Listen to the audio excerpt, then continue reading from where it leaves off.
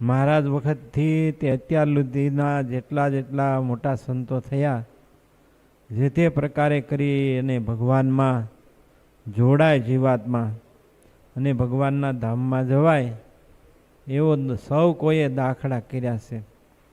અને સારા એવા હરિભક્તો હોય, જેને કહીએ ને કે સંતોનો જેવો દાખલો ગ્રસ્તાશ્રમમાં રહીને પણ કરતા હતા, એવા કેટલાય હરિભક્તો. કલ્યાણભાઈ હતા વંથળીના, બોસાસણના કાશીદાસ હતા, અલૈયા ખાસર હતા, આ બધાય.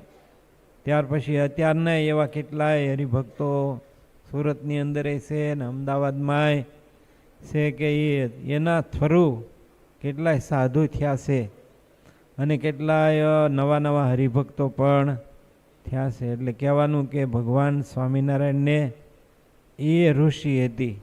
મહારાજે મંદિરો, સાધુ, આચાર્ય, શાસ્ત્ર આ બધુંય કર્યું, પણ હારોહાર ભગવાન સ્વામિનારાયણ જે કાર્ય કર્યા એની સાથે કથા વાર્તાનો યોગ રાખ્યો હતો.